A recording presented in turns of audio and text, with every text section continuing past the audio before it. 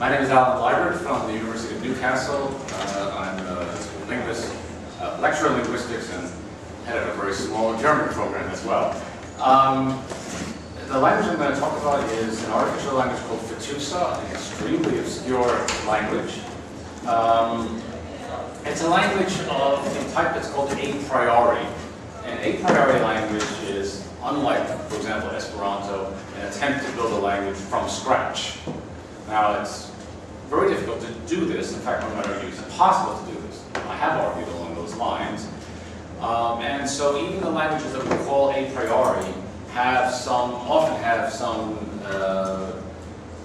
elements taken from natural languages. So when we talk about a priori languages and the opposite, a posteriori languages, like Esperanto, it's a spectrum rather than being an all or nothing thing. So there's at least one part of Esperanto you could argue is a priori as well, or using an a priori system. As I say, this language is very obscure, which is true of most a priori languages. The appeal of these languages for me is, as a linguist, I'm interested in questions like what is a possible human language? Because the linguists of the Chomskyan variety think that language is a biological organ, you might say, and we're all born with most of language already present in us by virtue of being human. So this limits the possible form of human language. And you might argue that even these languages that are attempts to build language from scratch can't be completely bizarre unless the inventor were trying to be perverse, if it's a serious language for international communication, because it's being created by a human. So it's interesting to look at these languages, which look quite bizarre on the surface, and see whether they do follow various universals of human language that have been established for natural languages. The designer of Fetusa was somebody named Barney Rosenblum. I don't know anything about him. I haven't been able to find anything except that some minor details. So his introduction to this language, which is the only thing published on this language, was published in Basel in 1935. It's very short, just 7 pages, and that means that it's just a sketch of a language. There are all sorts of details we might want to know about the language, but we just don't know, and we'll never know. If he developed it further, we don't know anything. And I had this problem. I was trying to construct some sentences, some new sentences in this language. There's a corpus of sentences in the language, which is about 7 sentences, all of which I've given in the handout. If we try to make up new sentences in the language, we can't be sure that they would follow what he wanted, because he didn't give enough detail. And I actually found this, I realized I was doing something, I was making an assumption about the language, which might have been incorrect when I was making up these sort of practice sentences. He did design another language called Soma, and there seemed to be even less information about that language than about Fetusa. I don't even know whether he published anything on it, but some of the guides to artificial languages or list of artificial languages mentioned, but I can't say anything about it. I would guess it's a priori as well. There is an a priori language called Suma from around the 1950s, 1960s from the US, but presumably that's an unrelated thing. Okay, some details about the language. I give the alphabet. You can see it's a rather small inventory of sounds.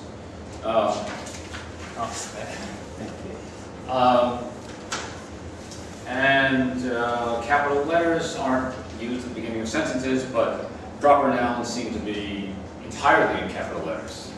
And the work was written in German, so he gave German example words for the pronunciation of some of the sounds. I don't think there's anything really complicated or surprising there.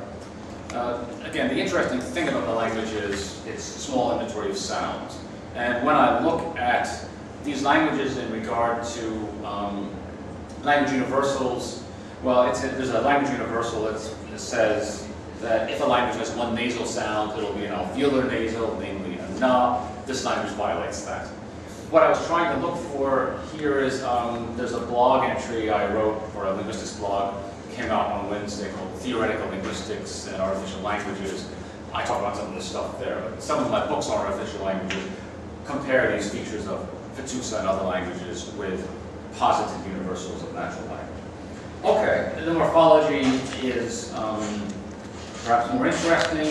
Like Esperanto, words are marked for their part of speech by their ending, and in fact some of the endings are the same as Esperanto, which might suggest that there is some borrowing from Esperanto. Namely, that nouns end in O, adjectives end in A, and adverbs end in A, unlike Esperanto. Nouns end in O except for agent nouns, doers, which end in U. Verbs end in E, it might be familiar.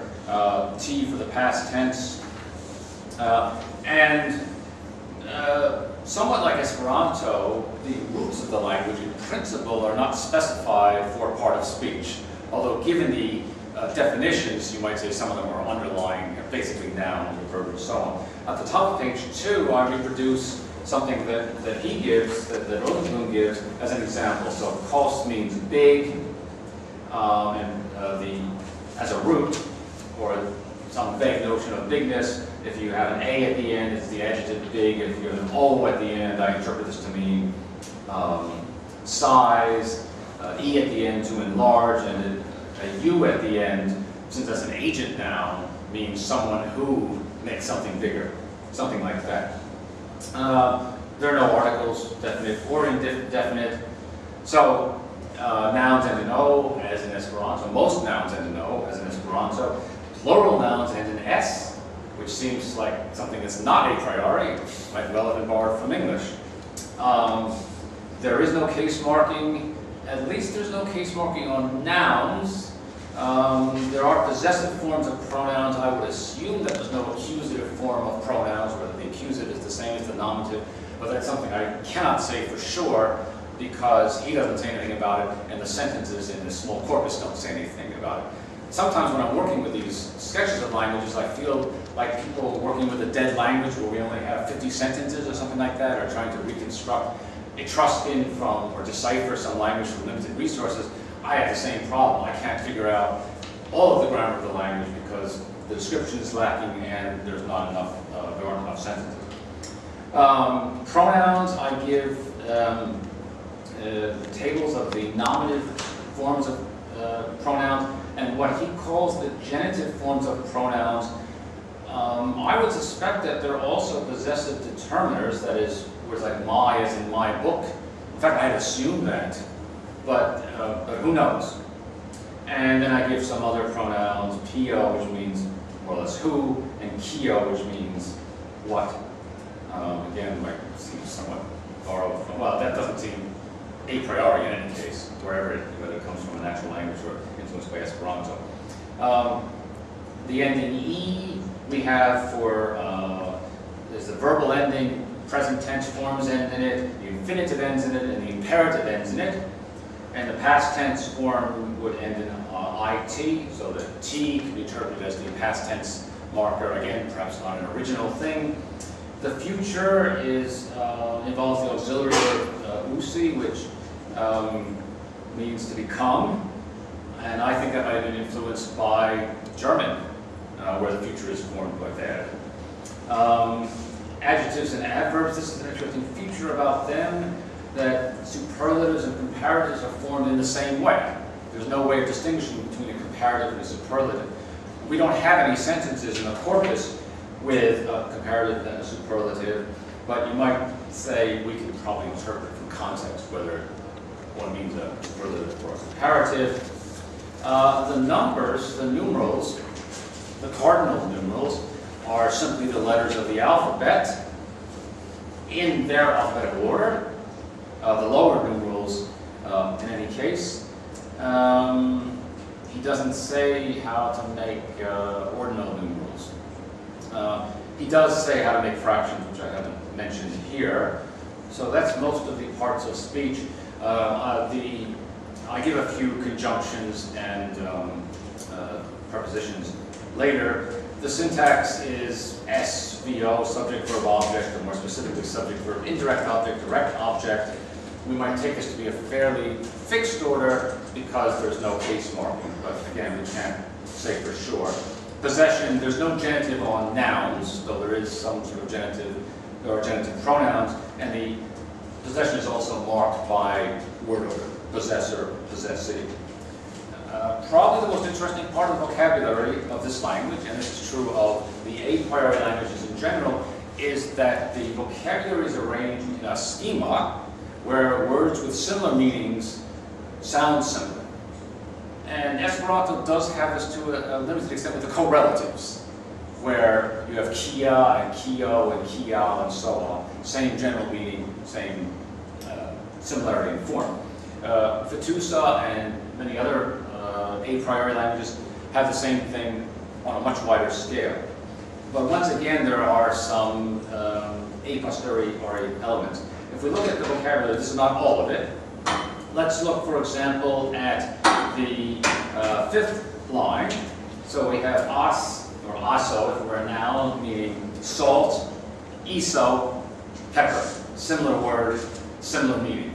Now, it has been pointed out that this was actually a very bad idea because if you're talking on the phone or there's a lot of noise around, then words with similar meaning, it's hard to tell which one is being said. Whereas if we say salt and pepper, they're sufficiently different. So even if there is ambient noise or a bad connection, you could still hear enough. But if it's the same idea, similar form, really leads to problems, you could say.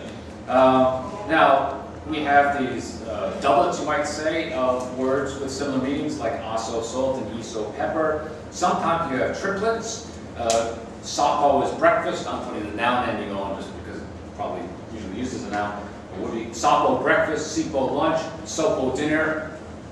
And there were some gaps in this scheme. He put supo in his chart, but he didn't give a meaning for it. Maybe it was to be assigned later, something like that. And so that's a triplet. We have quadruplets. The next line, safo letter, sifo syllable, sofo word, sufo sentence. So similar meaning, going up in size, you might say, as you go across the letters. As I said, there is some a posteriori stuff in this language. So look at the first line, papo, father. And a couple lines down, mamo, mother, presumably borrowed. And those don't fit into a scheme, but he still has words with similar form. So papo means father, pipo means bank, no relation there, one might think. But the next two words are part of a sound meaning connection. Popo, book, and pupo, manuscript. One thing that's kind of interesting about these sketches of languages is the vocabulary of this language is only a couple hundred words. Presumably, if he developed it further, he would have come up with more words. So which words does he choose? Well, I wouldn't have thought manuscript was one of the most essential words, but nevertheless, it fit into a scheme. So we have a word for manuscript in this language. We don't have a word for chair or table, as far as I recall. So that's sort of interesting. Mamo, mother, mimo, milk. Well, you could say there's some relation. Actually, you could say there's some relation between father and neck also, perhaps. But mamo, I hadn't thought about that. Maybe there is that relation. But then mimo and the next three words do form one of these sound meaning sets. Mimo, milk, momo, butter, mumo, cheese, all made from the same stuff, and so on. And another example of an a posteriori element here is kilo is the word for kilo. There is no, he hadn't established anything for kalo, so that's blank. But then we go to the later words in that series. They're not connected with kilo, but they're opposites, kola, fast, kula, slow. So that's the way this system of vocabulary works. So this is typical of a priori languages. So they're very artificial in their vocabulary. Not so artificial looking in their syntax. Okay, and then on the last page I give some prepositions which follow the same sort of scheme. So as means with, is means without. For example, the conjunctions don't seem to fit into that scheme very much, if at all, nor do the words for yes or no. The interrogatives do, how, how, fa, when, ka, where. The color adjectives, all all of them fit into a schema. There are two schemes, black and white are one set, and then the other colors are another. The names for the days of the week and the months are very a priori, you might say. So Pilo is Sunday, Philo is Monday, and these follow the alphabetical order of the letters of the alphabet. So the first letter in the first consonant in the Hattusa alphabet is Pa, and the second one is Fa. So the first day of the week starts with Pa, P, and the second one starts with Fa, and so on. Likewise for the months, except he ran out of consonants and then put at the beginning, because there are more months than there are consonants. So we have Paito, January, Paito, February. But when you get to August, we're out of consonants, so he has an A at the beginning. Paito, etc.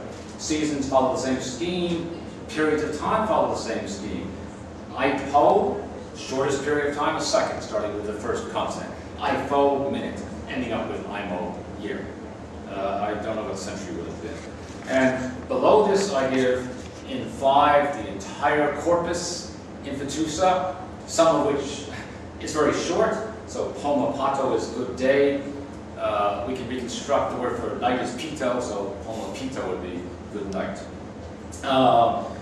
The next one is the only question in the corpus. From it, we can guess that there's what we call WH movement in Hattusa, that is the question word to move to the front of sentences, as in English and in French and various European languages. Mopoki Meyer, my name is Meyer, then some very short sentences. The only sentence of any length is the last one. So to make a new language is not one person's work, but many people's work. Actually, he made this language basically by himself. He did actually thank somebody on the sort of first page for helping to choose a vocabulary or something like that. That should be 6, not 5 at the end. These are just some examples of new sentences. Again, we can't be sure that Rosenblum approves of them, but we would assume they follow the rules of the language as far as we can determine. I've spent a lot of time teaching myself this language. I've made up lots of flashcards with sentences in the language. So I made up flashcards with such sentences, not that I'll ever use them for anything. So you can make up lots of sentences in the language.